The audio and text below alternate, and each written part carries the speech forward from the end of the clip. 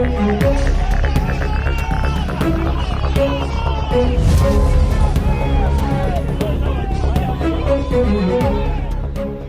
विवाद दम पर दम करवटें बदल रहा है। नए नए खुलासे हो रहे हैं। केंद्रीय शिक्षा मंत्री धर्मेंद्र प्रधान लगातार मामले पर अपडेट पेश कर रहे हैं। कह रहे हैं कि बच्चों के साथ पूर्णतः न्याय किया जाएगा। प्रधान ने भी ये माना है कि एनटीए में सुधार की जरूरत है। दोषियों को सख्त से सख्त सजा दी जाएगी। ये नीट के संबंध में दो प्रकार की अव्यवस्था की विषय सामने आई है। प्रारंभिक जानकारी ये तो आई थी, कुछ छात्रों को कम समय मिलने के कारण उनके वहां थोड़ा रोष थी, उनको कुछ वैकल्पिक ग्रेस मार्क की व्यवस्था दिया गया था, जिसको भी इस बीच में सरकार ने नामंजूर करके सुप्रीम कोर्ट के आदेश अनुसार 1563 बच्चों की पुनः परीक्षा की आदेश दे दिया है सुप्रीम कोर्ट की सुझाव पे। दूसरा, दो जगह पे कुछ गड़बड़ियों की भी ध्यान आई है। मैं छात्रों को और अभिभावकों को आश्वस्त करता हूं, उसको भी सरकार बड़े गंभीरता के साथ लिया है। वो जानकारी हमको मिली है। हम वो सारा विषय को एक निर्णायक स्थिति तक ले जाएंगे। उसमें कोई भी बड़े अधिकारी हो, एनटीए की कितने भी बड़े दायित्वधारी हो, अगर वो उनमें गुनहगार पाए जाएंगे उनको भी छोड़ा नहीं जाएगा। और एनटीए में बहुत सुधार की आवश्यकता है। कुछ विषय, एनटीए एक स्वायत्त संस्था था, लेकिन एनटीए की बारे में सुधारने की बहुत आवश्यकता है। सरकार उसके ऊपर भी चिंता कर रही है। लेकिन मैं फिर आश्वस्त करता हूं, किसी को, कोई भी गुनहगार को छोड़ा नहीं जाएगा। उनको कठोर से कठोर दंड मिलेगा। विद्यार्थियों का कहना है कि कई स्थानों पे असंतोषजनक नहीं, दो जगह की विषय है। अब जब लाखों हजारों छात्र सड़कों पर उतर आए हैं तो प्रशासन भी एक्शन के मूड में नजर आ रहा है। बिहार पुलिस की अब तक छानबीन में सॉल्वर गैंग के पास 13 परीक्षार्थियों के रोल कोड मिले थे। पुलिस ने इन 13 परीक्षार्थियों में से 4 को गिरफ्तार कर लिया था। बाकी 9 परीक्षार्थियों को ईओयू ने नोटिस भेजकर पूछताछ के लिए बुलाया है। एक्शन रिएक्शन का मामला अपनी जगह पर सही है, लेकिन एक सवाल जो अभी भी इस पूरे विवाद में विवाद की जड़ बना हुआ है, वो ये है कि सच कौन छुपा रहा है।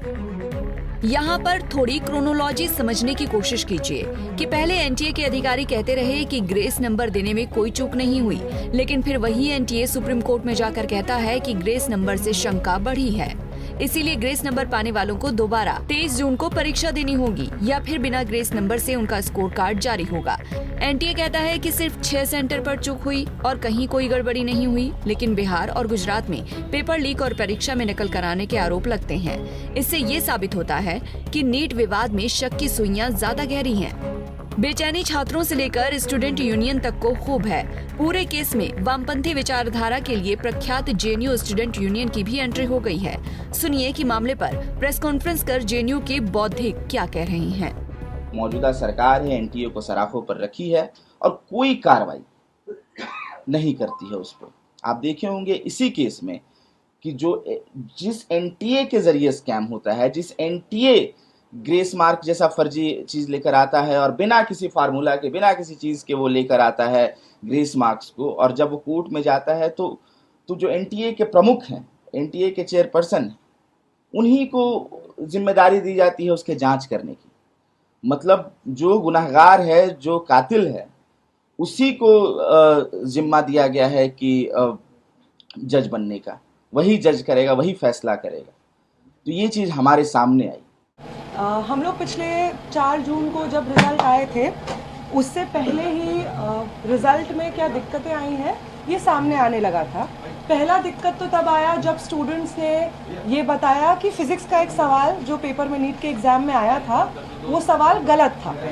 तो 27,000 स्टूडेंट्स ने लगभग क्वालिफाई किया था एग्ज़ाम के लिए, और उसके बाद लगभग 13,000 स्टूडेंट्स हैं जिन्होंने इस एक फ़िज़िक्स के सवाल पे एनटीए को भेजा था, लिखा था कि इस सवाल का आंसर एनटीए के आंसर की में गलत है। जिसके बाद ऐसा हुआ कि एनटीए ने और स्टूडेंट्स को इंक्लूड किया और वो जो नंबर 18 होता था वो बढ़ करके 41 हो गया। AIR 1 के जो स्टूडेंट्स हैं वो टोटल 14 स्टूडेंट्स हो गए। उसके बाद हम देखते हैं कि बहुत सारे सेंटर्स से ये कंप्लेंट्स आई कि अलग अलग जगह पर पेपर लेट से दिया गया है। ये तमाम दिक्कतें हुई हैं।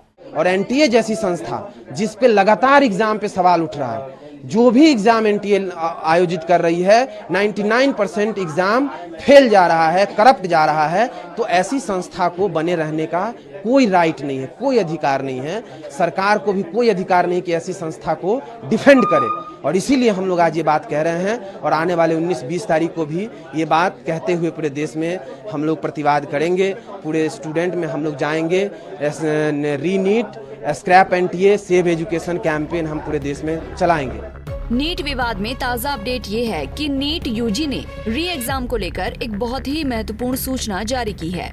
सूचना में ये जानकारी है कि 23 जून को नीट यूजी की परीक्षा का फिर से आयोजन किया जाएगा और परीक्षा में शामिल होने वाले सभी उम्मीदवारों का रिजल्ट 30 जून 2024 तक जारी किया जा सकता है। 23 जून को 1563 उम्मीदवारों के लिए परीक्षा आयोजित की जाएगी। गौरतलब है कि एनटीए की तरफ से नीट यूजी 2024 की परीक्षा का आयोजन 4750 परीक्षा केंद्रों पर किया गया था। इस परीक्षा में लगभग 24 लाख उम्मीदवार शामिल हुए थे और उन सभी का रिजल्ट 4 जून को जारी किया गया है। अब दोबारा से ये परीक्षा ऐसे उम्मीदवारों के लिए आयोजित की जाएगी जिन्हें नेशनल टेस्टिंग एजेंसी के द्वारा ग्रेस मार्क्स दिए गए हैं। ध्यान रहे कि सभी उम्मीदवारों के लिए ये परीक्षा आयोजित नहीं की जा रही है। ग्रेस मार्क्स वाले उम्मीदवारों को ही परीक्षा में बैठना है। Bureau report, Punjab Kesari TV. हमसे जुड़े रहने के लिए हमारे YouTube चैनल को सब्सक्राइब करें और नई वीडियो की नोटिफिकेशन के लिए बेल आइकॉन को दबाएं।